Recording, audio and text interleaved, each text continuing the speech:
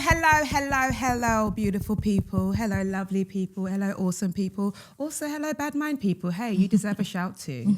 Hi, everybody. Hope you are all doing good, feeling funky, and feeling ever so fresh. Welcome to another episode of the Receipts Podcast, episode 262.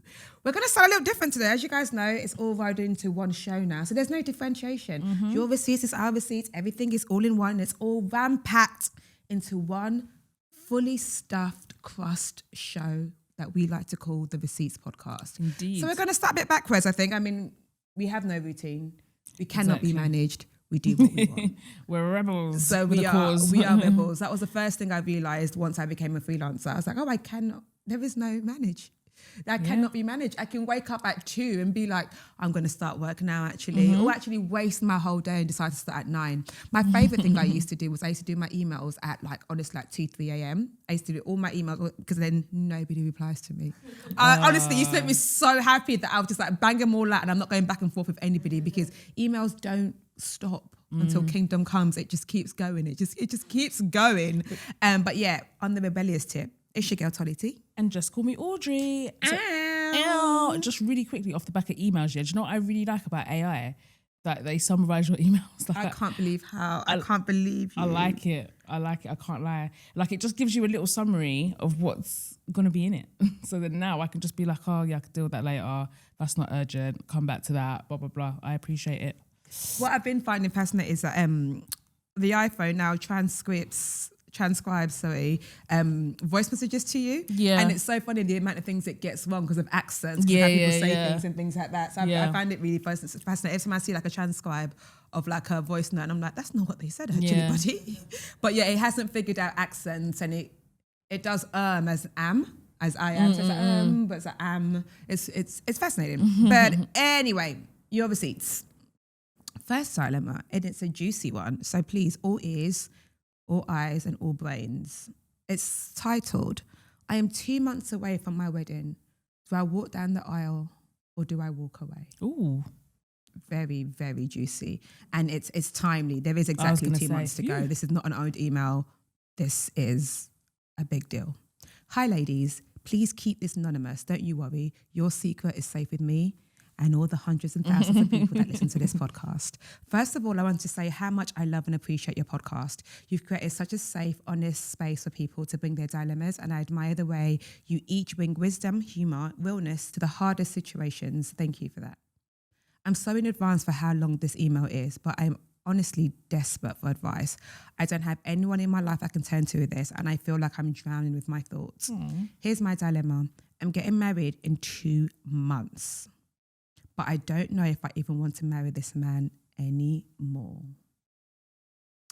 We've been together for almost 5 years and have 3 kids. Jesus. Our first came very early in the relationship. So from the beginning, it felt more like we've been parents and actual partners. The relationship has been rocky from the start, filled with infidelity and communication issues. He cheated on me, slept with someone while I was pregnant, and postpartum with our second. I stayed, even though deep down I wish I'd left back then. Recently, I discovered even more old messages with his friends from the early years where he was sending pictures of other girls talking about missions, basically trying to line up girls wherever he went out or travelled. Jesus. When I confronted him, he denied ever doing anything and claimed it was just talk, but I just don't believe that. Either he lied to his friends or he's lying to me, and I don't think he's lying to them. This completely broke me. I felt like I never really knew who I was with. On top of that, I found recent messages from a boys' trip where he was again talking about being on a 2-man, complaining that his friend was being selfish and not giving him one of the girls, even sending pictures. Again, when I confronted him, he swore nothing happened, but why put yourself in those situations? Why encourage it and act happy about it? All of this has made me feel disgusting, insecure, and not good enough. I look at myself and I feel gross. I compare myself to every girl. I know I've done things in the past that weren't perfect, but I've never hurt him in the way he's hurt me. Sometimes a dark part of me thinks about cheating back so he can feel what I felt, but I know that's not the answer. And if I ever did, he wouldn't tolerate it and he would leave me straight away. To make it worse, when he proposed, I found out later that his entire family was against it. They were saying things like, That's a nice ring, but we just wish it was a different girl. Sheesh. And telling him he was making the mistakes. These are the same people who smile in my face and act so excited about the wedding. It feels so fake. I carry that pain quietly because they don't know. I know. I feel stuck. On one hand, he's a good father and I don't want to break apart the family we've built. On the other, I don't know if I can ever look at him with that resentment. We really don't date. I constantly have to beg for affection and just feels like we are co-parenting under one roof instead of being in love. The cost of living right now also scares me. I don't know how I'll survive financially on my own, and I don't want my kids to go without because of my choices. I'm 27 and a part of me feels like I've made the biggest, worst mistake of my life and now I have to live with it. Like I made my bed, so I have to lie in it. I'm scared no one else would want to be with me. So maybe I should just settle. But then I look at the wedding coming up and my whole body feels heavy with doubt. How do I actually let any of this go, especially if I want to heal and live a genuinely happy life? Because right now, I don't feel happy. Most of the time, I'm either angry or sad. And as the wedding gets closer, I've just been crying more and more about everything. The truth is, I don't want a divorce. I also want to be married once to feel secure, safe, loved and cherished by my husband. But right now, I don't feel any of that. Instead, I find myself constantly running scenarios in my head whenever he's out with friends or not responding to me, convincing myself he's up to something. I've even gone through his phone and laptop recently. I didn't find anything, but because I was rushing while he was asleep, I didn't check every app. My mind still won't rest. My heart was racing the entire time, and it just showed me how deeply this mistrust has taken over my peace. I feel so lost, and I'll be so grateful for your thoughts. Thank you so much for reading this long message. Ooh, well. That is a lot. That is a lot. And it feels like such a massive decision in such a small amount of time. But from what you've said, yeah, there was absolutely no redeeming qualities about this relationship, about this person. Like, there was nothing. Sometimes when we get dilemmas like this, there's little pockets of hope here or there. There's little glimmers of sunshine. I got absolutely zero. All I got was gloom and doom. Like, this That's is the just only not redeeming it. factor was that he's a good father. But you don't need to be with me to be a good dad. Exactly. That's actually got nothing to do with That's me. got fuck all to do with me. Like, that is all I fuck got to do with me is that I make sure I facilitate a good relationship with you and your children, and you see them, and you are able to do that. And also, you saying your kids go without him, they don't, because he will still have to provide. Active. He's not like a bum. Yeah. You don't get to leave me and then suddenly you have no financial responsibility of your kids. You still have to send money. Exactly.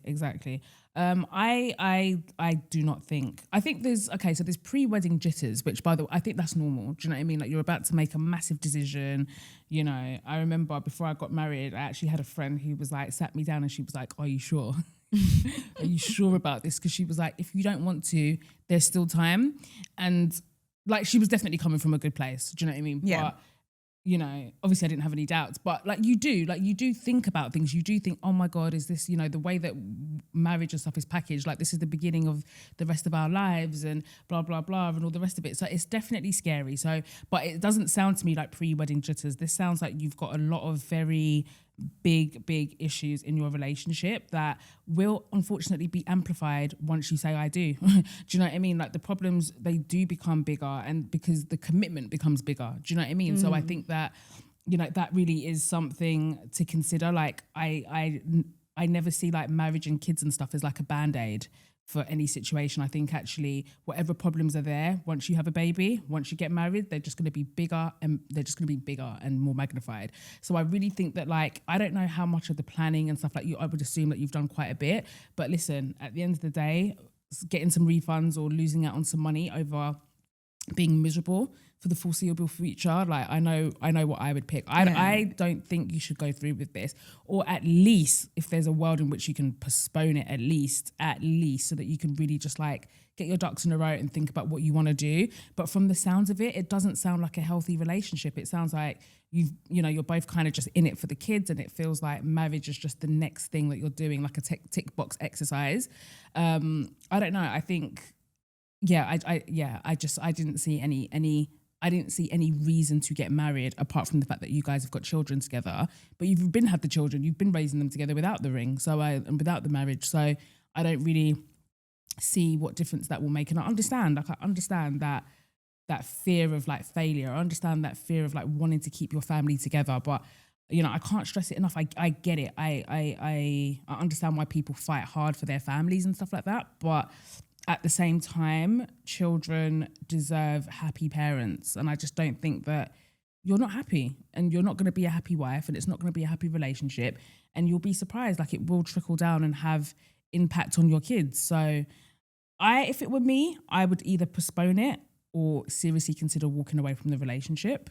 But yeah, that's just me. Like it doesn't sound like he's ready to get married. Like every time he's on a night out or whatever, he's got to find girls. Yeah. And he's like DMing, like all of that stuff is just so fucking childish to me. Like, that ain't it.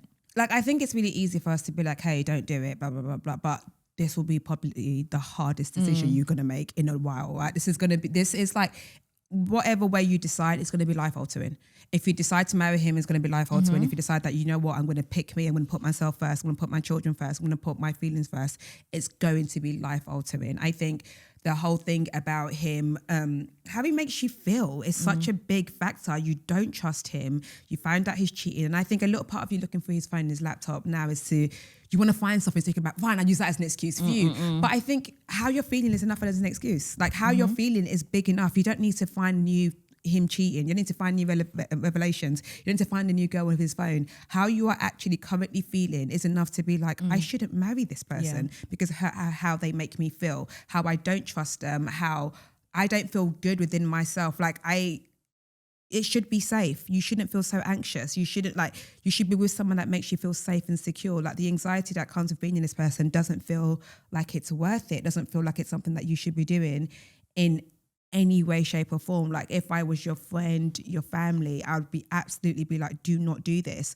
And then it even comes to the fact that like, his family don't like you. Yeah, I even forgot about that. So you don't even have people on your side. And I think there was something about like, if a man's family likes you, he's accountable to them as well. So he doesn't do bullshit to you. So like, if he does some bullshit, you know you've got a good relationship with his mum or his sister or his dad or whatever, and he's accountable to those people, right? Because he respects those people. That's his family. So like, I'm really big on men having people that they're accountable to. Like there is God, but there's also other people in the real life that I know that I'm going to go tell uncle. I'm going to go tell this person. And I know you know that you respect that person enough that they shouldn't be hearing rubbish about you like this, right? So you don't even have that in his family. I like the whole idea that you have kids together, whatever. Okay, it doesn't mean he doesn't have to be a good father. No more. I'm not telling you leave him and don't let him see his kids again or whatever. But I think in marrying this guy, you are signing yourself up to a life of misery. And I think so often people have kind of convinced us that, hey, at least you're married, as if that's somehow better. Or like, hey, married goes through hard times or whatever. I'm not saying never marry this man. I'm just saying don't marry him now, for sure.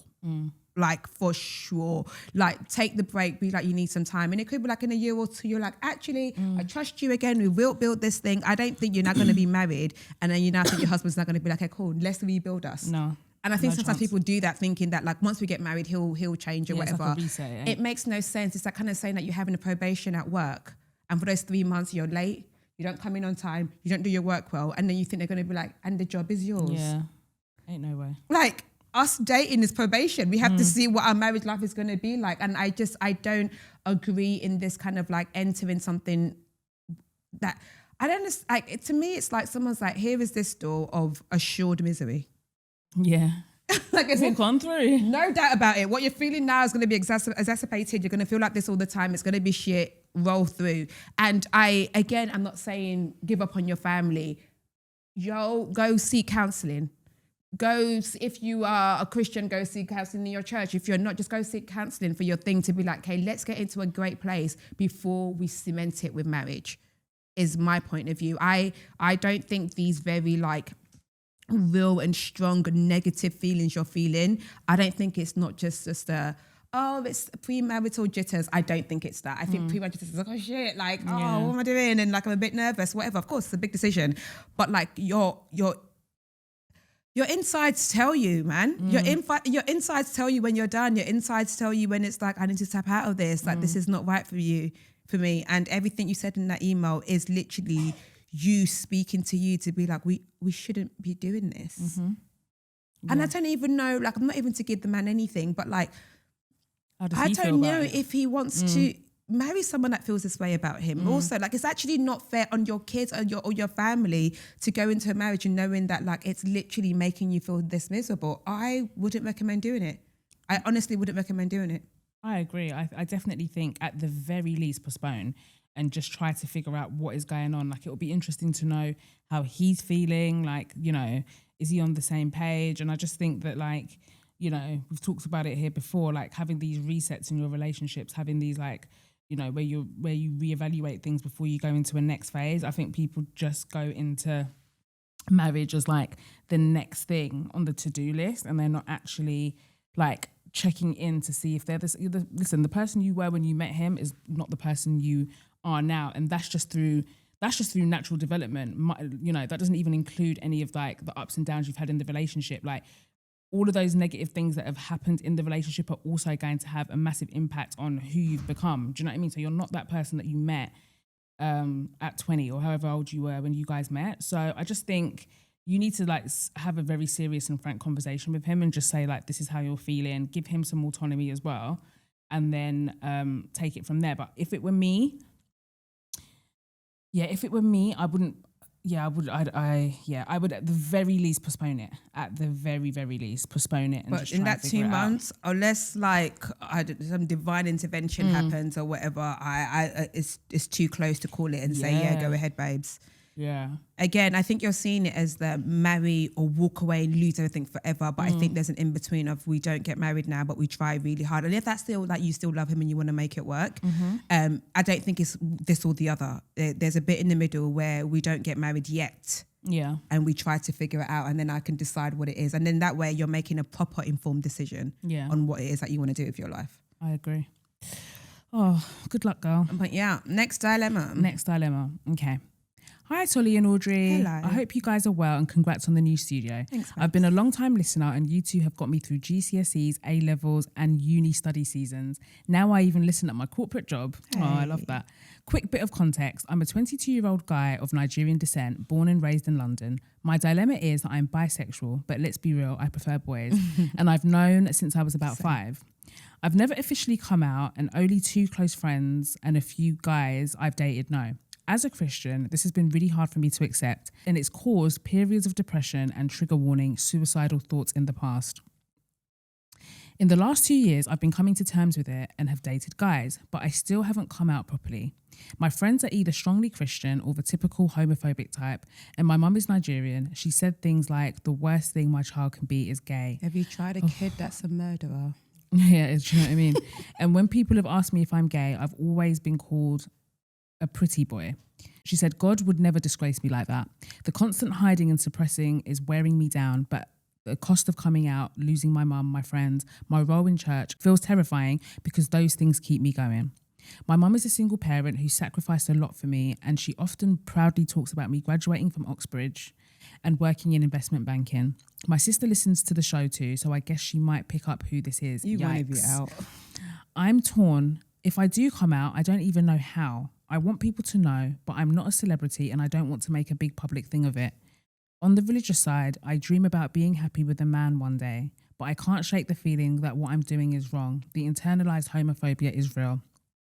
Thank you for reading. I've never actually said any of this out loud before, so my thoughts probably sound all over the place. I'd really appreciate any perspective or advice from a confused brother of the show. See what I did there? I sure did. This is hard. I think it's like we want to be in a space to be like, it doesn't matter, just come out, everyone's gonna be fine. You get to, and if they are not fine, fuck them. You get to be your true self and la-di-la-di-da, but be for real. Like I've consistently said it here. Religion, culture, how you were brought up, how you want your family to see you, all of these things matter. Like, we can't be airy-fairy and be like, it doesn't matter if they don't accept you, fuck them. Like, that's just, it's idealistic and it would be great. But like this person said, their role in their church, how their mother sees them, their faith, all of these things matter to them, and all of these things tell them who they are is wrong. So I can understand it's very, very like hard to just be like, just come out. I'm actually not going to say that to you because I understand that there is a lot more nuance than that. It is a lot harder than that. And even if I am to say that to you is that, but know that it might mean ... That there is a possibility that you come out and your mother doesn't talk to you anymore, she doesn't take it well. There's a possibility that you come out and your church is against you. I'm not saying this is a way to scare you or to be whatever, but it's just to be very, very realistic. Like, I would say this to a brother of mine, like to be like, yeah, I want you to live your life freely and I want you to live your life as fully as you are, but these things might happen because of that. And I think when you are in those situations, I think there becomes a point in your life, you might not be there, that you're like, I don't care what this means, I want to be myself.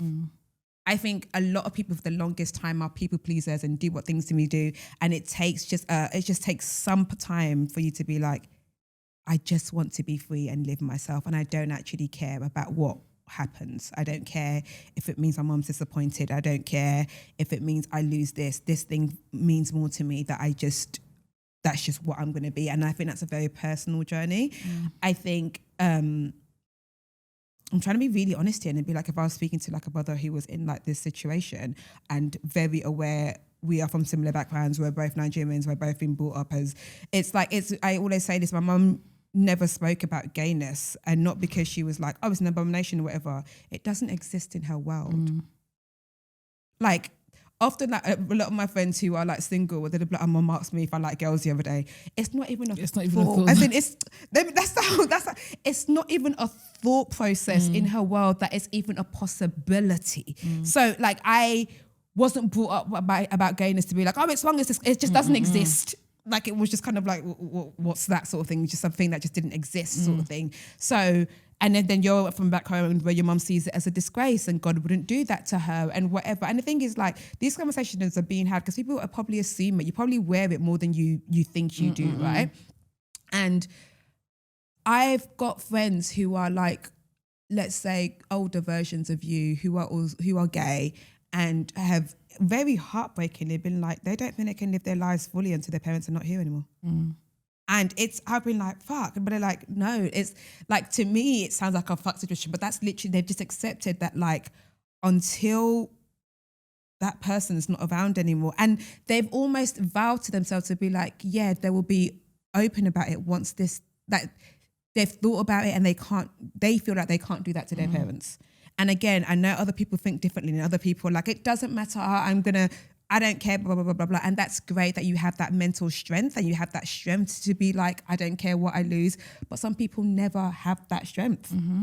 Absolutely. And I feel like those kind of scenarios where people, you know, they come from similar backgrounds and they're willing to take that risk, a lot of the time they already have sort of estranged relationships anyway, and so it might not feel like that much of a loss, but it doesn't sound like that's what your situation is. It sounds like, you know, you're really ingrained with, you know, all these different facets of like your life, like you're close with your mum, like you're very much involved with your church and stuff like that, and they obviously mean a lot to you. I don't really have that much more to add onto what Tolly said, because she's right and I agree with most of it. Like, I think it is just like something that you've just got to weigh up the risks and just think about what is worth, whether it's like worth the potentially losing these, you know, these elements of your life. Like, do you think that your mum is deep in her homophobia bag enough to cut you off? Like, if you feel like that is a possibility, then I'm very big on like, listen, people don't have to know everything. Like, I feel like, I don't know, I'm not part of the LGBTQ community, so please excuse me if I'm speaking out of turn, but I feel like, you know, coming out doesn't have to be this big extravaganza. Like what you said, you don't have to make it public. Like, I feel like acceptance starts at home. It starts with you, and you it sounds like you're starting to come into who you are, you're starting to know who you are. So I feel like you should just probably sit in that for a little bit. You know, you said that you were bisexual, but it feels like you're leaning more towards liking guys. I feel like figure out exactly what you want to do, how you want to live your life, and before you even think about incorporating other people, because that is just going to be a massive mindfuck. And the last thing you need is people potentially rejecting you at a time where you're very vulnerable. If it were me, I don't think that I would, and I don't know if it's the right thing, I'm just saying what I think I would do. I don't think I would come out per se. I think I would just live my life. I just think I would do what I'm doing. I would just date who I'm dating, and then just keep it all very separate. But if you have a burning desire to come out and you think that, because at the same time, on the flip side, your mum might surprise you. Do you know what I mean? You just never know. I don't know your mum, so I can't speak. But from what you've said, it sounds like she's like deeply against it. And I feel like sometimes it's a conversation more that comes up, especially in African culture with sons. Like mums will just like be saying random comments in the background so that like their sons kind of pick up on it and blah, blah, blah. And, you know, but yeah, I think I would just live my life. I don't think I would come out, but I'm not trying to downplay coming out and the importance of it to other people. Like some people, they need to make that declaration, and I completely get it. I just worry about him because I don't want him to feel isolated, and I don't want him to feel, you know, judged or alone. So I would just do what I'm doing. I can't lie. I don't think I would say anything. Yeah.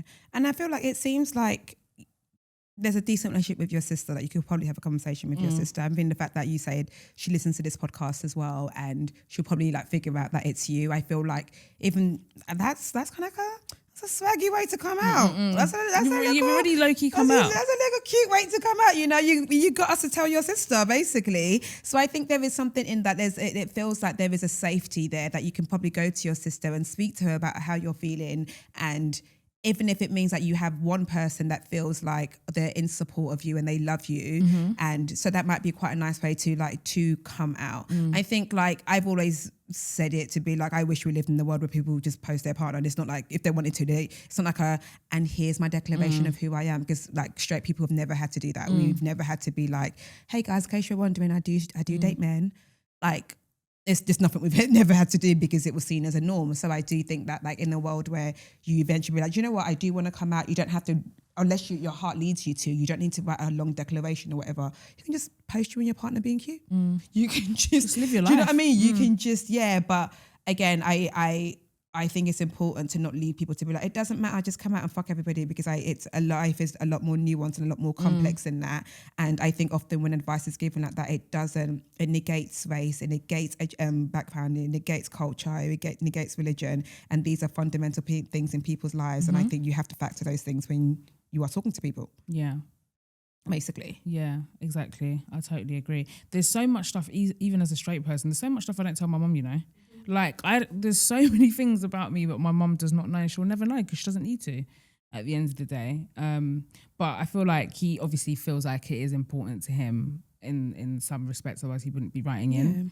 And like you said that you dream the day that you get to be with your man and you get to, that's all possible. Yeah, definitely. Like it doesn't have to be some far landish dreams. Like it's all very, very possible. It's really funny when I've had conversations, I think I said it before here, when I speak to like my gay friends, and I've got a black gay friend, and he's like, he often dates white gay men. And I was like, why is that? He was just like, he needs a partner whose family are accepting. He was like, it's already hard enough for him to be. He was like, it's really difficult when both of you have parents who are not accepting.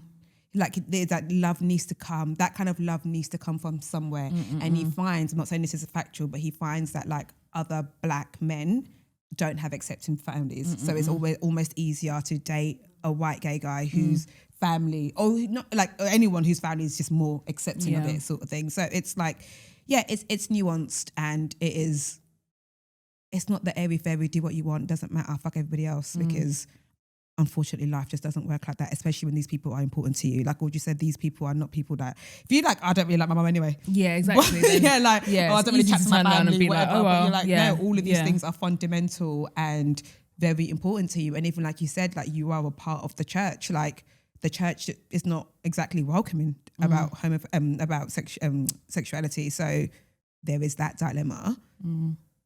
And I don't know a world where the church will be different. I think there is like certain congregations like C2, LGBTQ plus and things like that. Yeah. So yeah, it's a lot. Yeah.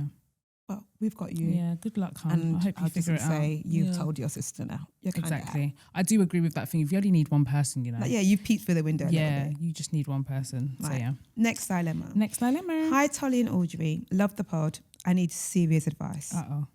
Addiction related. I'm in my early 20s and in the best/worst relationship of my life. I started a situationship with this guy 3 years ago. Later found out he was using meth. He's been on and off it since, but we officially started dating this year. Omo, it's been a madness. I'm so sorry. You said meth, I assumed white. Then you said Omo, I said Nigerian. But hey, multiculti. He's insulted me, compared me to his friends' girlfriends, thrown things at me, even pushed me painfully twice. Ma'am? Once I was trying to tell his guys that he'd relapsed. Sometimes he claims he doesn't remember.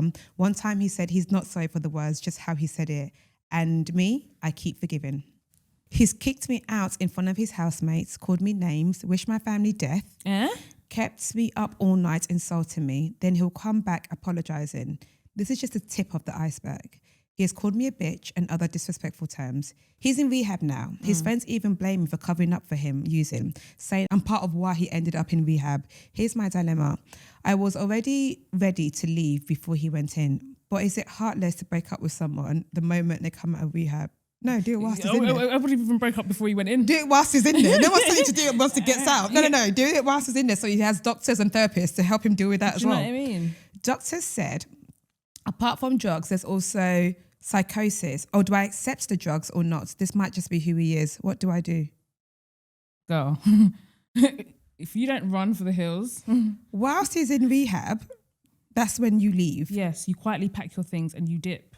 Like, you've got to go. Like, yeah, I mean, this is I don't know how rehabs work in this country, so I don't know if they have their phones or emails or whatever. But like, in the most respectful way, send him a lovely email. If you get a phone call, just to be like, it's been really difficult.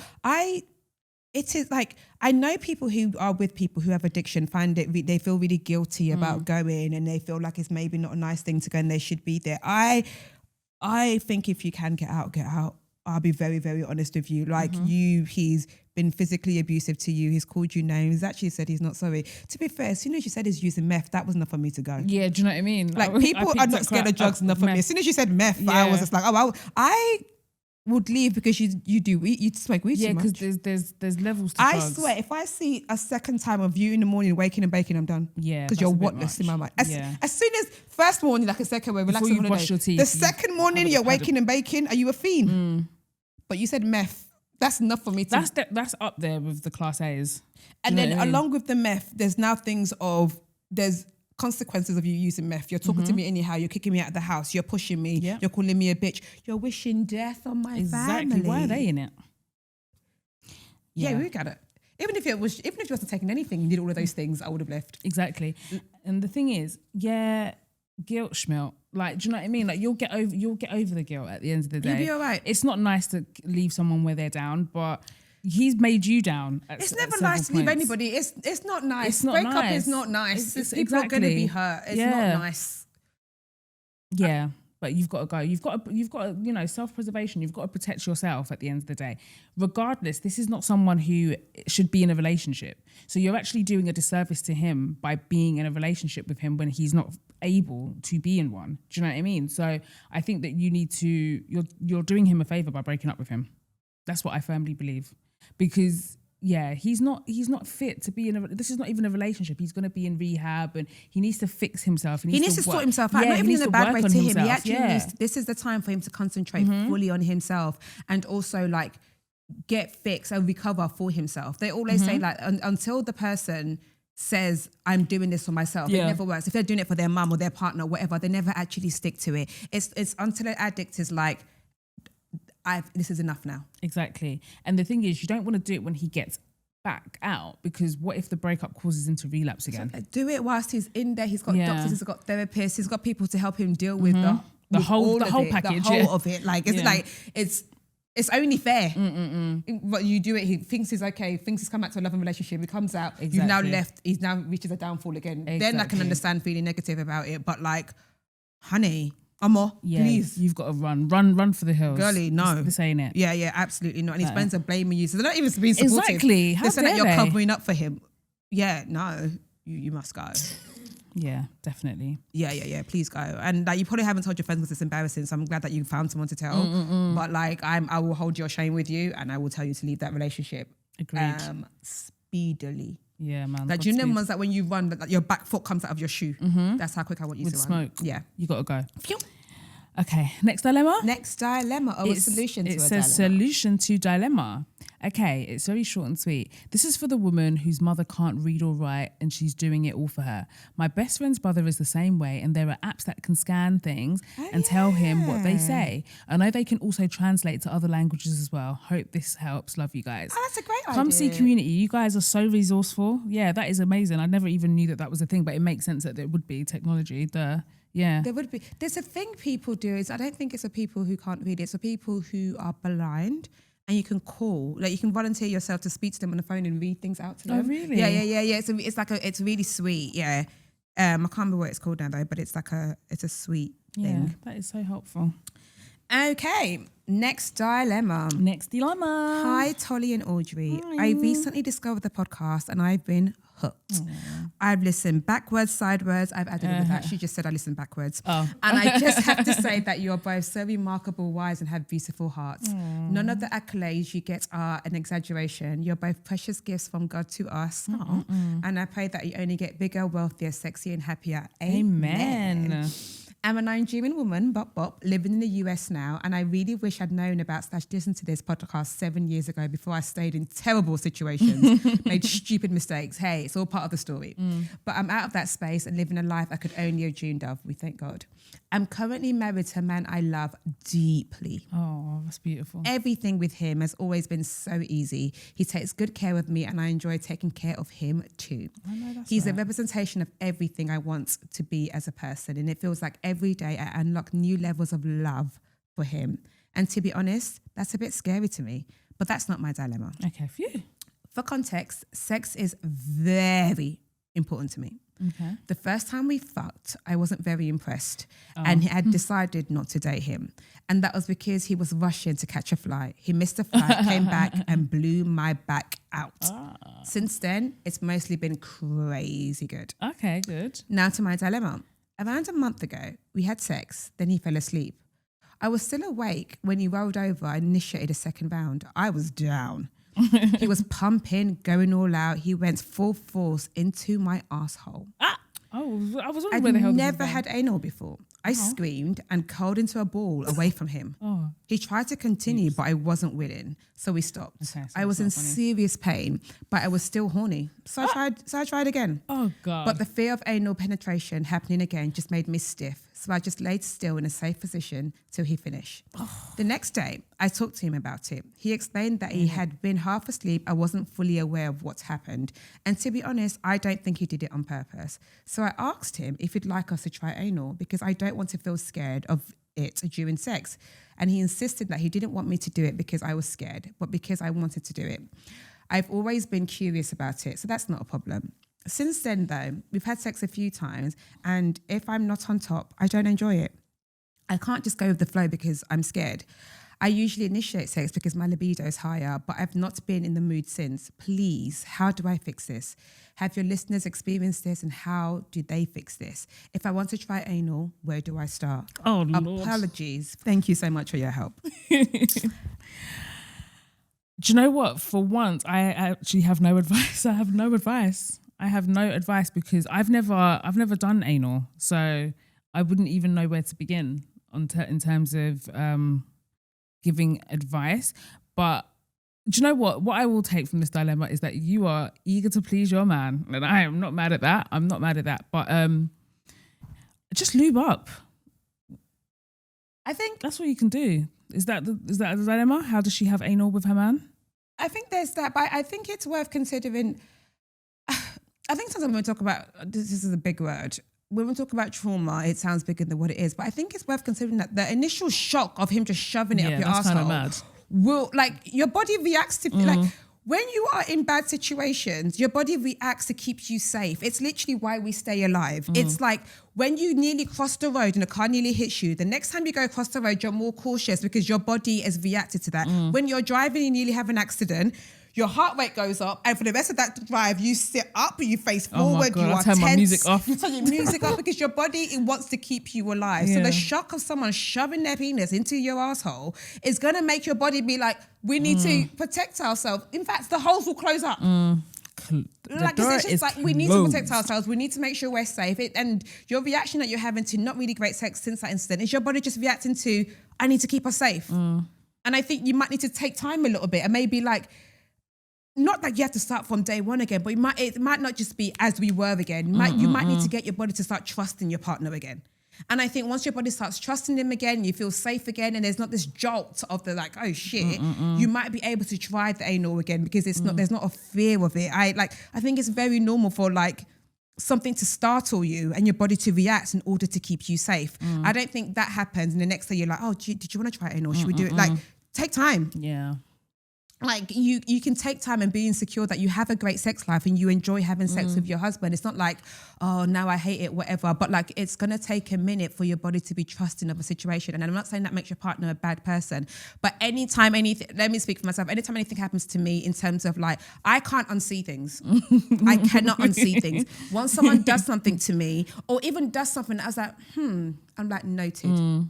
So from then on, I react to that person in a very noted kind of way. Like it becomes very like, if you can do that, you can do this, blah, blah, blah, blah, blah, blah, blah. So I just think your body is just reacting to like, noted, let me keep us safe here and close up our holes. Yeah. It also might not be for you. Like I don't think you need to force it to become a part of your relationship. Your husband's just gonna have to get over it at the end of the day, if you truly feel scared of it. But I think Tolly is right in what she said. Like, take your time. Like, you haven't overcome like the initial shock of it all. And it sounds to me like you want to please your man by any means necessary, but you can't please him if you're not good within yourself. Do you know what I mean? Yeah, like I'm not even trying to make it deep or anything, and it's not going to last forever, but your body just needs to trust it again, especially when it pertains to things going in your asshole. And like, yeah, he probably should have asked you before he did that. So that you could what do you mean you're half asleep anyway? Is everything all right? Yeah, he should have asked for your consent before. And I get the whole thing of like, you're in bed with your partner and like, you know, but because he was going to do something new. And because we've never done that before. Never done it. Yeah. And obviously everybody's bodies react very differently to that sort of thing. Like I feel like from what I heard about anal, like you need to be prepared. Like it's not something you can just go straight in with because oh my God. But so I agree with what Tolly said. Just take your time with it and just mentally prepare yourself if you really do want to do it, like, and make sure that you do want to do it. Like, you know, I get you want to make him happy, but is it something that you want to explore? Because you've explored it and it really fucking hurt. And chances are it's probably going to hurt again. So are you willing to go through that kind of thing? So just think about it. And the thing is, you're like, you've had sex again a few times and you've only enjoyed it when you're on top. And I think there's something about that being because you're in power.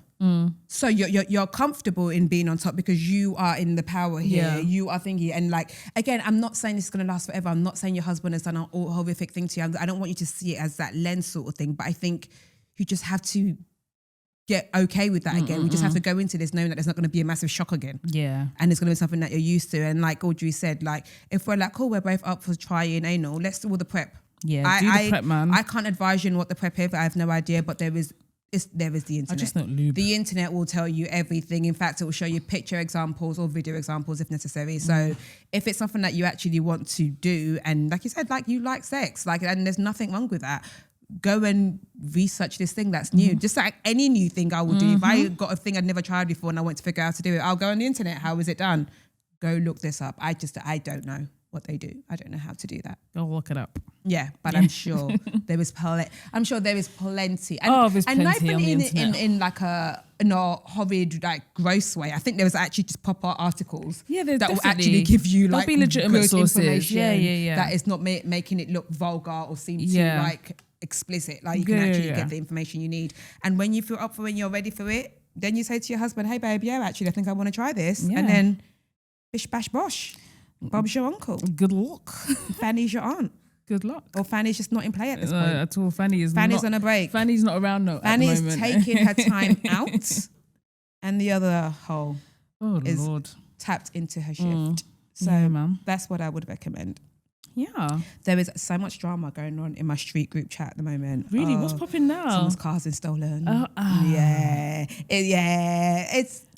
It's like we are in the nicest. Things are fucked, man. Like, and everyone's like such a wholesome little area. It is a wholesome little area, but that's the areas that people come because they want there's nice cars there, and there's nice things there. So those are the areas that people really, really come onto, and like everyone's got a ring bell, so everyone's sending like that, here is my thing, here's my proof, and how do we catch him and all things like that. It is going down in that group chat. And you know, all group chats, there's always one person that's really takes things very like one of the guys has been like, if they come back, we're ready for him. We're ready for them. And honestly, I could do with some drama. Like, you know, God. I could do with a little bit of drama. So I'm kind of down. I'm kind of down. Yeah, street neighborhood watch sort of drama is, we have a neighborhood watch. Like, it's like when you drive into it, it's just like this neighbor is a neighborhood watch. Like, what? Yeah. We go in. I made a whole banner and everything. It's good. We need community. We're serious over here. No, honestly, make community great again. It's so important, man. Like, but you know what I was thinking? Like, that's kind of in like line with what you were saying. Like, do people still burgle houses? Oh, they do. Like, I just find that so Throwback Thursday of a crime. Oh, they do. Like, that's how honestly, lame can you be to like? It's awful. Really? Yeah, people that I've gone through that I don't know how they live in that house again. Same. That must that be the most to me. gruesome. It's awful. You can't live any little sound there because I had to stay. Because I've we've only been living there 6 weeks. Wow. Sometimes they target you because even like I was burgled, and this is at my mum's house when I still lived at home, and honestly, to that day, I am convinced that is what changed my sleeping patterns. Yeah, like before then I was a normal sleeper. Now I am the lightest sleeper. Like I'm just like, I feel like I'm always on. I'm sure like phones and stuff like that have a part to play in it. But I remember it so vividly coming home from work, and then my mum's house is like a double door. There's like a porch door and then the main door. And I'd come through and the porch door was open, and I was like, oh, that's unusual. I just assumed like, you know, the family were in. And then the main door was just like open. And I was like, oh, that's weird. I walked in and I could smell a smell that was not familiar to me. And you can always tell when someone's been in your space. Yeah. I'm really like, I can go in somewhere, but someone's been here. Someone's been here. And I could just smell it, and I was like, no. And then I thought, oh, maybe my mum had like some workers in or something, you know. And then I went and I looked, the house was basically ransacked and it was empty, like no one was there. It was so mad. And I just remember I just was like, no one was in, and I just left, which is so bad of me. I just left my family to fend for themselves. But I remember I left and I went to Nick's, and then I called my mum and I told her, and then they came back and they were like, they've been burgled. They only took a few things, but it's such a violation. But the maddest thing is, we called the police, they came, boarded up the windows, did all of that. And then like 2 hours later, they came and stole my mum's car. No. Yeah. So they'd obviously... Taking the key? Yeah, so they got the spare key. Yeah, so they got the spare key, and then they came back and took my mum's car. I was just like, that is so raggedy. Yeah, it's awful. No, the people, it's awful. I think you get to a point in your house where you know every noise. Yeah, like exactly. if you hear a sound, that's this, you know, or it's that's the fridge this, whatever. beeping, You know or, what things are making noises. Yeah. But then I think from that moment on, you cannot have peace of mind. No, you cannot. And then to lack peace of mind in your home, it's so invasive. That crime is horrid to me. It's really horrid. Yeah, I was just wondering if people still did it as much with Ring doorbells being so popular now, because it's just like... The police don't even come. Like, they don't. Yeah, they don't. They don't bother. Yeah. They not come. No. They came to mine, but mine was a long time ago. Somebody came to dust for fingerprints. But It's so performative, isn't it? They're not really doing anything with it. Yeah. And when I first moved to London, my landlady's son, because she didn't change the lock, so he was a wrong un, came in and he was in my bedroom. Oh my God. Yeah, because my flatmate. Oh, don't. I watch too much crime. That is docs such a to violation. Be okay That is with such a that would have violation. fucked me up. Yeah. It wasn't good. Fucking hell. Have you watched that new doc on Netflix, the something and the Beauty and the Besta? No. About that South African guy. No. So I haven't watched the episode. Besta and the Beauty or something like that. No, I think I've seen it, but I I'd haven't listened watched it. to a podcast about the crime of it. So it's this guy who was horrible guy named, like, he was called the Facebook rapist, who would literally big up fake, he would do like fake agencies and stuff, and he'll tell influencers to come, and like he's got a job for them, blah, blah, blah, blah, blah. He'll end up obviously hurting them and sometimes killing them or whatever, and eventually he gets arrested. Anyway, the time he's in jail, so there's like, this is what I mean. That whilst he's in jail for these crimes, women are still coming to see him in jail. Women are still dating him. Women are still like, for these crimes. Not and they like, know what he's in there for. Like we know what the crimes are for. Again, the prize. and women are going in there to go visit him and blah, blah, blah, blah, blah, blah. Anyway, this very well-to-do doctor, like, is like friends with famous people, was on the top list of like the most successful, blah, blah, blah, blah, blah, married, 2 kids, whatever. She becomes his new love interest. And so she's even got brains. Yeah. She's dating him to the point that like, so his big thing was like he got out of jail. And what he did was like he got himself into solitude, whatever. And she brought a dead body into jail for him. Obviously, like bribed all of the workers. She brought a dead body into jail for him. And then he set his jail room on fire. So then when they saw the dead body, they thought it was him. And then he now got escaped jail. That is a new level of ride or die, you know. I was like, what kind of love? What? Sorry, what country was this set in? South Africa. And she had to get the dead body out 3 times because the first time she got the dead body out. How did she get it in?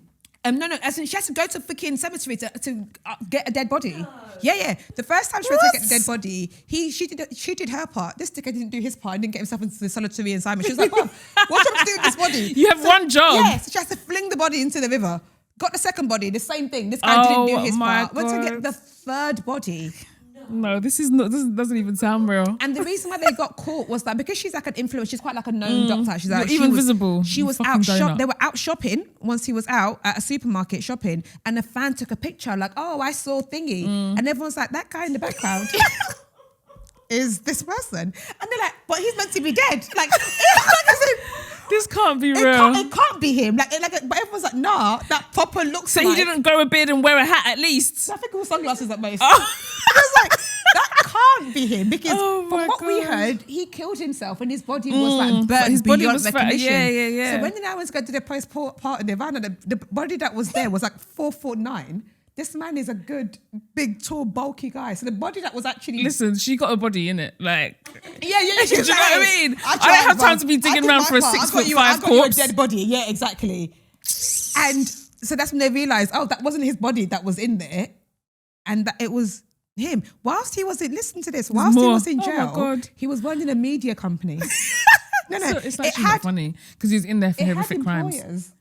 Like, as in, like, he had employers. And they knew that he was the boss? They didn't know. They just thought... They just thought it was a job. Okay, they just thought it was a job. He had employers. This man's 4-star. He had a launch party in New York at the Hilton. What? Celebrities went. And he said he couldn't make it because he was stuck. Yeah, in jail. Behind bars. It was... the story is insane. Like, I haven't watched a Netflix documentary. That was the podcast that I'd heard about him. And it is... He's insane. It was the woman. I'm like... He is being done for rape and killing women. And that was the thing. He would always target women and hurt them. And you are still dating him from jail, knowing what he's in there for. And then we can even say, it's the lonely women, it's desperate women, it's women who society has made to feel, you are a married doctor with 2 children living a very lovely life. What is wrong with us? If you want some excitement, go on a roller coaster. Do you know what I mean? Like, you don't need to do all of this. Like, what in the hell is happening here? He must just, the only thing I can think of, is he must just have, like, I don't even know what levels of sauce you would have to be able to convince. Like, he must be telling them it's all lies, it's not true, I'm not this person, I've been framed, He must be saying all of that because there's no chance that anybody with a fully functioning brain is going to put themselves in this situation with this type of person, like, knowingly. Like, no, but they know. What? Like, they know. Well, at the end of the these day, are not crimes that he's saying, I didn't do that, that was a lie, blah, blah, blah, blah, blah, I've been wrongly accused. He's like, Yeah, he got done and they know, yeah. and blah, blah, blah. And these women are still, like, okay to date him. And also they're like, he's handsome. He's not. Is he even good looking? I don't know how. But I don't know how good looking you have to be for me to dig up, like, to get a dead body for you. Do you know what I mean? So I don't think that kind of good looking is. No, it doesn't exist. It hasn't been born yet. I don't like. Thankfully, looks are not even my thingy. They're not even my Achilles heel. But I don't know. He doesn't have money because he's behind bars. Nothing is in fact my Achilles heel for that kind of thing. No. Like nothing. There's nothing you can promise me. Yeah. What? I'm scared of men who are here that have shied at their ex before. Please, sir. I want nothing to do with that. Exactly. Let alone a whole convictions and you're serving time for these crimes. crimes against women, like that's insane. Even in the same vein, we were talking about it a little bit the other day about the I'm Not a Racist show on Netflix. Yeah, I don't listen, Netflix, I love you, but So Read the when room. I first saw that, Read the I room. thought I had to check my reaction to it because my reaction to it was like, why have they done that? yeah, I was probably thinking, I was like, this is a setback. I thought it was a really irresponsible thing to do. And then I was just like, oh, is that fair for me to say that? Blah, blah, blah, blah, blah, blah. So the whole aspect, the whole idea of that, again, I haven't watched it fully, is I'm not a rapist. And even the title really bugged me because they could have just said wrongly accused. Yeah, it's really I don't like know, it was very in your face sort of thing. And the whole idea, I think, is 3 men who have been falsely accused of rape. And they've been falsely accused of And rape. these It's are been like actual proven false that they've actually been falsely accusations, accused or whatever. And the show is about them. And again, those stories are important and I understand they're important. But I'm like, I don't know if the climate can let us have these stories have a big show on Netflix. Do you know what it is? When so many women are not believed. That's what I'm saying. That's exactly what I was going to say. I don't even know that it is important when so many allegations and stuff don't even make it to court. I just don't think that we have enough of like a equal playing field to be hearing the other side, because that, and again, it's awful. I'm not condoning that happens, because I think that when people do that, it just discredits actual victims and it's a complete fucking waste of everybody's time. So, and I'm not saying nobody deserves that. Do you know what I mean? Like nobody deserves to be falsely accused or what have you. But I just feel like in this climate at the moment, it just feels like the timing feels a bit mad, because like men already hang on to that statistic. Mate, they already hang on to that. Like, no, sorry, they don't even hang on to the statistic, because the statistic is overwhelmingly in favor of victims. Like it's something stupid, like 1% or 3%. Yeah, but at the end of the day, but you don't lie, and though. they still lean on the 3%. Talk less of like an actual legitimate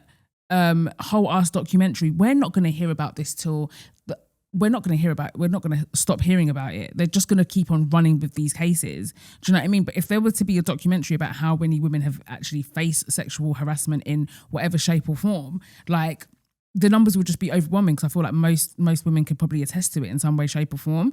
So I just feel like, it's just annoying, because I just feel like they're going to hang on to it, and these are the case studies that they're going to use till thy kingdom come, because now they actually have stories. Because usually they just hang on to, but women, like false accusations, blah, blah, blah, and they don't know fuck all, let alone now that there's something to actually legitimize but there's it. that show, that Netflix show that was yeah.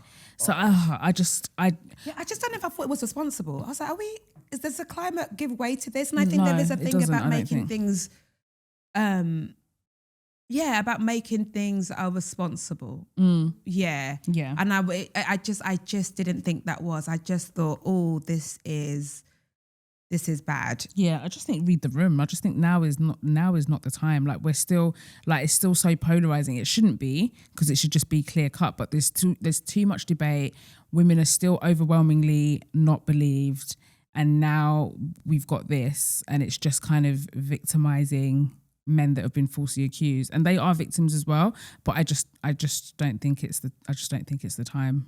Oh, and documentaries worth watching. It's a really old one. You've probably heard of it, Amanda. It's called Dear Zachary, a letter to a son about his father. Oh, Dear Zachary, a letter to his son about his father. It's on YouTube. It's possibly one of the best storytelling things I have ever watched in my life. It is absolutely fucking incredible. I can't even say too much because I don't want to ruin it, whatever. Take time with it, like watch it and take time. And it is this story. It is like a story about, on the very basis of it, about a man who gets killed by his ex-girlfriend. And it's his friend then makes a video, then makes a documentary for that man's child, because the girlfriend that killed him was pregnant. Okay. So then they make a documentary about who your father was, sort of thing, to give to the child. But like the story unfolds in a different way. And there is something really interesting about someone making, do you know how they say like pictures or videos of people who love you is all, there's something about it, right? There's something about a picture taken by someone who loves you because they see things. So there's something about someone telling your story as someone people who love you. It is, oh my God, it is amazing. I did a writer's room and they were talking about it and I was like, I've never heard of this thing. And I went to go watch it when I got home and I was just like jaw dropped. It's amazing. Like it is such a good doc. It's free on YouTube. It's like an hour and a half or 2 hours long or whatever. It's so good. Like it is so... Sounds good. Yeah. It's so good. And I've been like die of thirst of watching really good things just to like fuel my creativity. And yeah, it's like based on a real life story. absolutely brilliant. Like anyone else when like watch it, they've been like, oh my God, I have sobbed. Like it's one of them, like what? Like it's, but yet somehow very beautiful. Oh. Yeah. And it's evidence of that, how important it is to be. Like people are like, stop filming yourself all the time. No, film your friends, film your family, like do all of the mockumentaries you want to do at home, ask them questions. Like I think it's not just your birthdays you get to know why people love you. Like ask them every day, what's your favorite thing about me? And film them, get it on tape. Like get your parents talking, get all of these things, ask the hard questions. I think those things are just so important, but it is beautifully made. Like really, really lovely documentary. Yeah. And it's just like him filming stuff and old cassettes and things like that. But it's really, really good and harrowing story. I'm so jealous of people that have loads of like home movies and videos and stuff. I don't have much. I don't really have any. Like we had loads, and then I don't know what my mum did with them, but we used to just sit and watch them back in the day, and I have not seen any of them for about 15 years. Yeah, I think it's whoever. If you didn't know how to transfer them Yeah, into exactly. like You the had new to put version, them you into just kind of CD lost it. Yeah, and all the rest of it. But we had so many VHS videos. Like we used to just like film parties and stuff like that. And now I don't know where any of them are. We meant to for so many years. My mum was like, we need to take them and transfer them to CD. But it never happened. But I'm really jealous of people that have that. We have loads of pictures. Yeah, same. Like we used to have albums and albums. stuff. So we used to have loads of pictures. But video stuff, I don't really. And it's really weird. I think we don't have much video stuff. This is going to sound so thingy, but because I think in those spaces anyway, when I said it was always the men that were filming stuff. Yeah. But I think because I was in such a woman household, we never nobody did that. And I don't know if there's a relationship, but I'm convinced that's what it is in my it's always like the men that had the gadgets or whatever. And because my family household didn't have that, I think that's why we just didn't have the video. And it was I think such we a lived in privilege to Nigeria have. with my dad, we did, and then when we didn't, we just didn't have it. Yeah, definitely. And I feel like it's such a privilege. It was a privilege to have a camcorder back then. Do you know what I mean? Yeah, like but loads of people seem to have had it, you know? Like loads of people. But I feel like people prioritize things like you would save up for things like that, and it would be like the family. It was like having a nice telly. Yeah, exactly. And it was like, so we all had nice gadgets back then, but it was like you would save for it. But people, you know, we all had video like players, like cassette players and stuff like that. But the one thing my family used to, like it was music stereo. We always had a nice. Oh my God, the sound system always had a nice stereo. So, like we always had a good music system, and it had like 4 speakers on each other. Like we always had a really good. We didn't play about our like sound no matter what was going on financially, we always had a good music system. Yeah, it would take 5 CDs in it. It would have speakers and just on spin the side them around, and it it'll be like CD1, CD2. To it as well. Like we were really like we had nice stereo. Yeah, we were going to have did. some music playing in that household. That worst case scenario. And we were going to have a decent sized telly. Yeah, decent sized TV. Either a DVD player of a VHS cassette player. Yeah. And a good sound system. Yeah. And a good freezer. Was important. And a good freezer. The older I get, right, my mum was right, a deep freezer is you a need necessity. You actually need it. Otherwise you can't, I don't think that you can like, I'm wasting food because I don't have a deep freezer. If I had a deep freezer, I won't be wasting as much food. What's it called when meal prep? Yeah, like you can't meal prep without a deep freezer. They're freezers that they give you in the fridge are just not. They're just not big enough. I could just about fit my McCain's in there. Especially if you're not just having McCain's and stuff. If you're having I've gone to go buy meat in a bag. Exactly. I don't want to keep this in the stupid little freezer. Like I need a deep freezer to chuck the meat in. Absolutely for meat, for meal prep, for all of that stuff. If you want to cook in bulk, all of that stuff. I remember when I was younger, my deep freezer used to be so deep that my mum would ask me to get something and it'd be like my whole body would go all the way in the back trying to find it. Deep into the freezer trying to find it. Yeah. I used to enjoy it so much. It's like dig deep into the freezer. I'm literally in it to go get the ataro dough or whatever mum wanted me to go get in that deep freezer. I don't know how I'm surviving. I need a deep freezer. Yeah, same. When I have a family, I have to buy a deep freezer. Yeah, because there's no way I'll be able to. Yeah. But even if I think about my life in the world, the deep freezer even go in my kitchen. Yeah, I barely have space for my fridge. Because I think those old time kitchens didn't have the allocated spaces. Yeah, whereas exactly. now all the homes have allocated washing machine thingy, but when you just had space in your kitchen, you could just put your deep freezer next to anything because there was no gap. Because in my mum's house, she still has a deep freezer, but it's just there. It's just there. It's next to the fridge, but it's just in the kitchen. Whereas in I physically wouldn't be able to have one, but we do have a second fridge because our fridge is so tiny, but it's just on the balcony. I remember when I first moved in and I was like, I really want this Smeg fridge. I was like, I'm going to get a Smeg fridge. Because I'm going to treat myself. I've got like a Smeg kettle and a Smeg blender and a Smeg toaster. I literally use my Smeg blender for for stew, and I don't think it was what it's intended for. But So it's said to blend, isn't it? Yeah. Is it here for blending? And that's what it's like that. My La Creuset set. When I make Indomie, I'm like, is this what La Creuset wanted you this to is make? not what they intended. Indomie in your La Creuset pot. Is this what they wanted? But I don't give a heck. No. But I really wanted a Smeg fridge. I was going to treat myself. I'm going to get a Smeg fridge. Their freezer size is this small.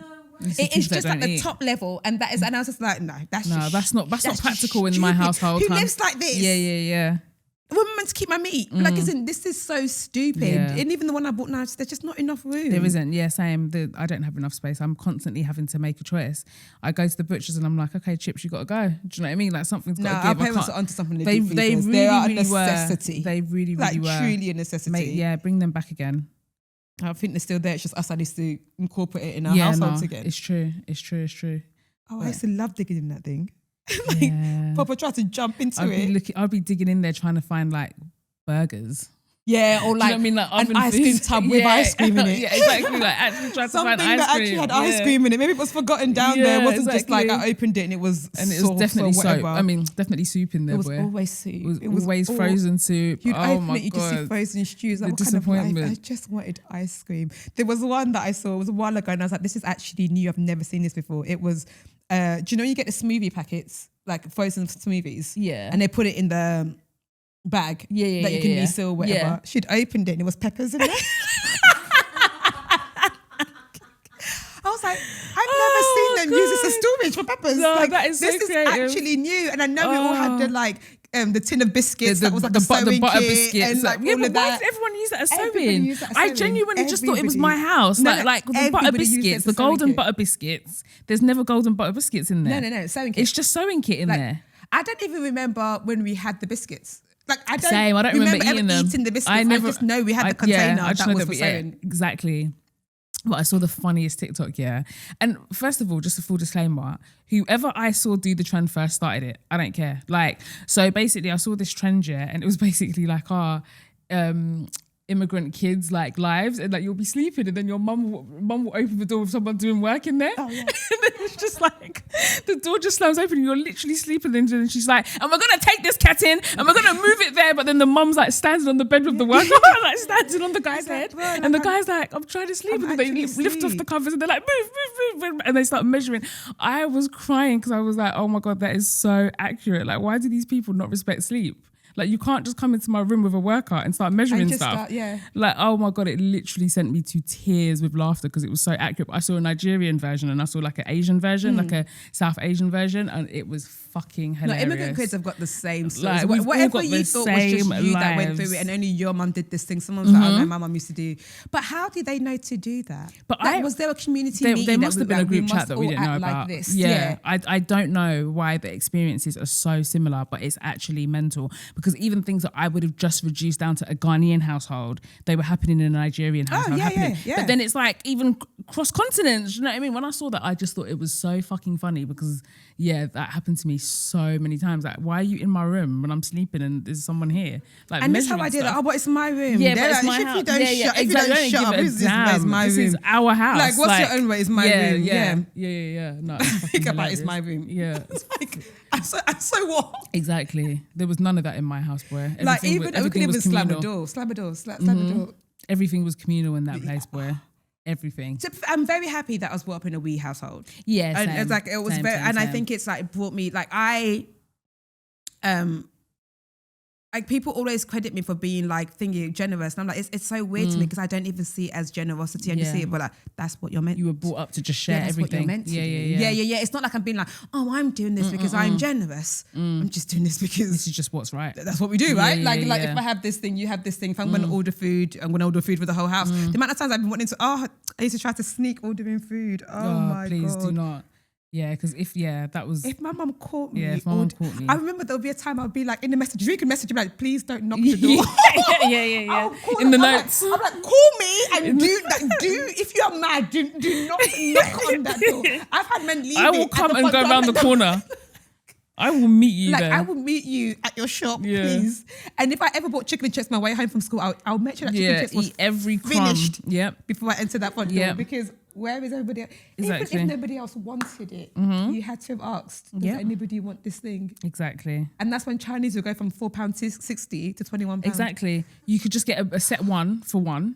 For £4.60. And now you're spending £30. Chinese for one is now Chinese for one is £25. 25 Like If you are ordering Chinese, you're loaded. if you're ordering Chinese, minimum £50 if you want a decent selection. And with more than one person. It is so expensive. Even the other day, I ordered some Caribbean food when we got back from Italy because I was just way too tired to cook. And I just got one oxtail meal, as in oxtail like curry. That's like £18. And it was £40. It was £20 per meal. So I thought, because sometimes you get the bigger portions. So when it came, I thought I was going to get the big. It was just a regular plastic container. The regular the container. normal ones, One had rice, one had gravy, and that was it. And that was £40 for the 2 meals. It's everything has gone up for our pay. Everything is so Everything expensive. has gone up for our pay, and it's because you. And that is a luxury, but my God, that's honestly what the problem is. I don't know if you saw that whole thing with was it? Oh, what's that fashion? The fashion. She had a big episode with Steve Madden. What is her podcast called? that black woman. Yeah. And she sits there. Oh, what's it called? I know exactly what you mean. I can't remember She what had it's a huge called. episode of Steve Madden recently. She's on Patreon only, I think. Oh, is she? Yeah. I saw her Gwyneth Paltrow one. That was quite good.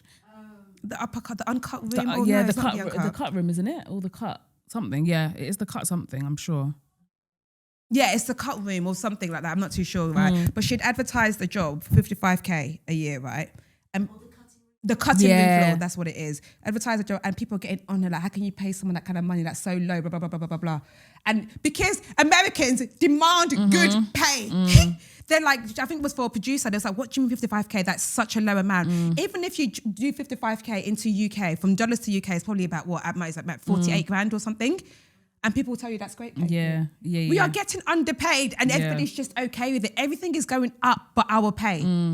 Your pay stayed the same for the thing, but inflation is doing, like, what do you mean Chinese is now 40 quid? Yeah. Like, like the bread you could buy for 59p last year is now £1.19. And everyone's telling you to be okay with it and it's absolutely fine and don't demand more. Yeah. It's still going up as well. Everything, every time I do a food shop, it's over £100 for one every person. And I'm single not time. buying... Every single time. Steak, like just a normal. Just normal. A bit of bread, a bit of milk. Wow. Do you know what I mean? Yeah, it's a joke. No, they actually must pay us more. It's actually a joke, yeah. And we don't riot. We don't do anything in this country. Have you heard what them man have been doing is it Nepal? Nepal in the news? When? What am I talking? What country am I talking about? Nepal that have been burning. The riots. Yeah, the riots. They've been burning up They Why are they not burning? having it because their government is full of shit. Good for them. Like their government is full of shit, and no, I'm saying it's like us now starting the riot and burning down Downing Street. Like I said, in flames. Not even just that. They're just taking up the streets. They are burning things up, and we're just like, you can't answer too much. Why do you want more? Who do you think? Like, fucking right. No, it's too expensive. It's too expensive. Like everything is just.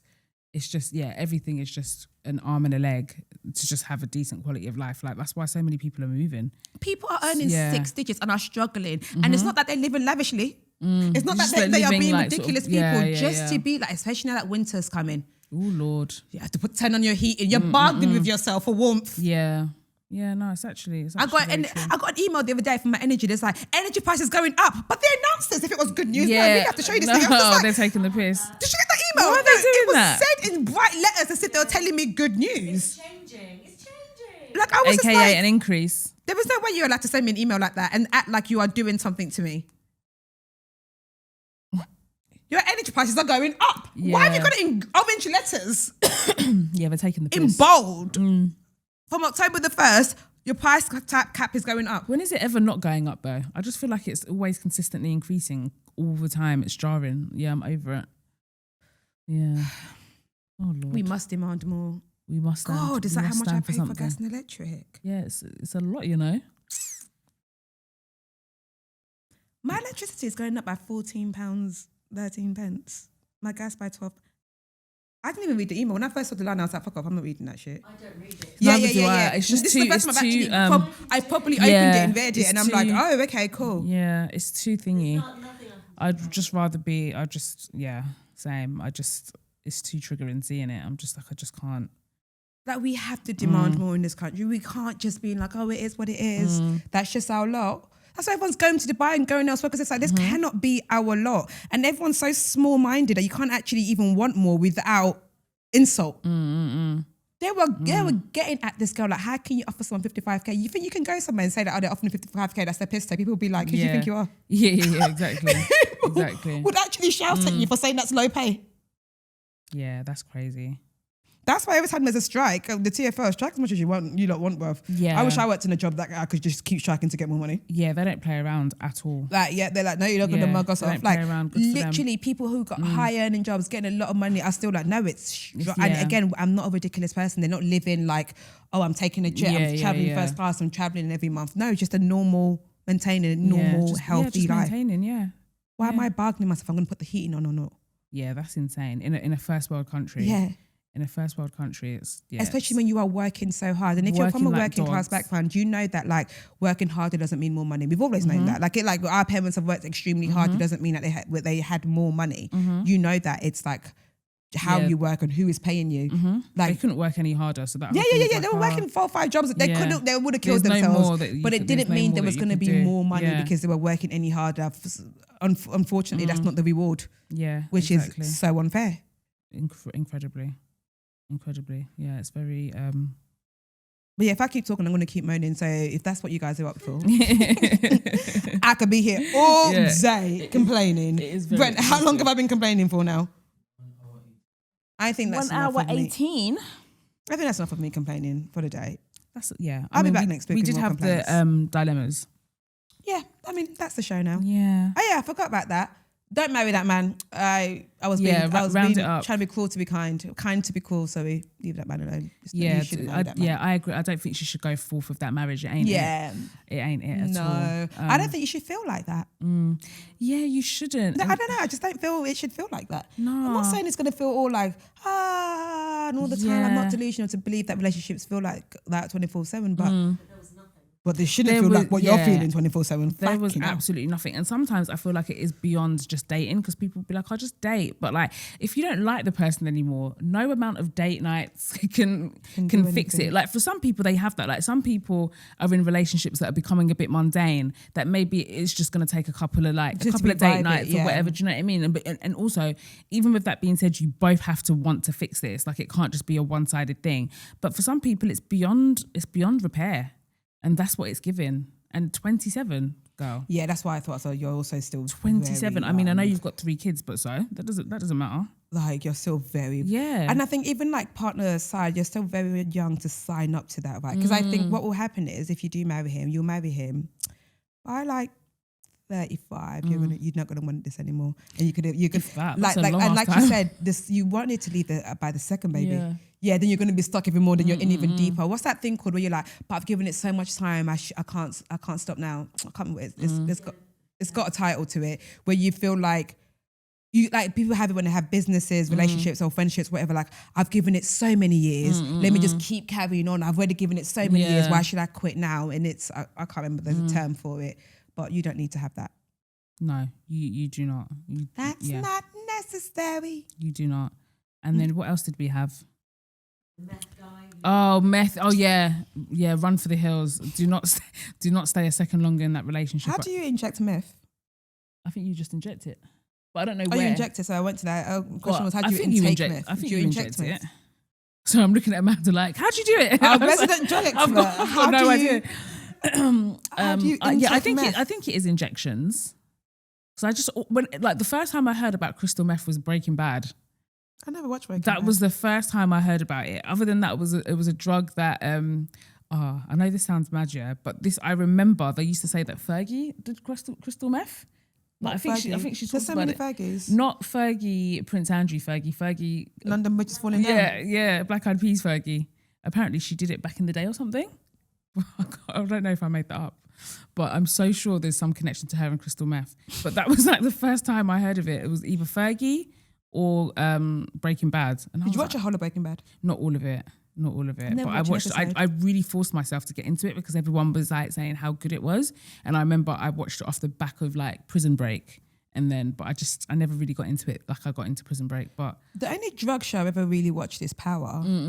I started rewatching that the other day. I didn't give a heck about the drug stories. Yeah, get this shit out of my face, man. Yeah.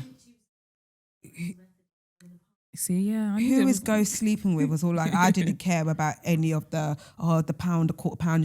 Shut up. Yeah. Like, show me the clubs, show me the girls. Who's cheating on who? Yeah. That's all I was interested in the Power. Yeah, Power did start to get a bit ridiculous, but I started The Wire and I just stopped. When I got to that episode 2 of the first season. I couldn't get into The And Wire. everyone's like, The Wire is amazing, Same. blah, blah, blah, blah, blah, blah. I started and I was just, I don't think I can. yeah, I couldn't get into The Wire. But is the whole of The Wire very, very drug, or does it talk about other things eventually? I was like, it would be interesting then. Yeah. Everyone speaks very highly about The Wire, which is what's basically made Idris's whole career, really. That was like a pivotal point for Uncle Idris. Okay, maybe I will watch The Wire then. Yeah, The Wire is supposed to be brilliant. I'll watch The Wire if Idris Elba comes on the podcast. Just so I have someone to talk to him I about. don't think that's impossible. It's very doable. I don't think that's I'm impossible. not even saying that. That's incredibly doable. Yeah. Yeah. Yeah. His wife is a friend of the show. Exactly. She's been on. She's been on. And I love her skin products. Yeah, I actually do. Yeah, and it's even theirs. Yeah, her skincare products are really, really good as well. Shout outs. Is it Sable? Yeah. Yeah, really, Something really to good do with stuff. their names. I think their name's backwards or something. Oh. Yeah, there's a link with their names in that. Oh, yeah. Yeah. Sabrina and, There's something in there. I can't remember what it is. Yeah, but there's something to do with their names. Oh, I did not clock that, which is very clever. That's love. That's love. Anyway, I've been your girl, Tolly T. And just call me Audrey. Bye.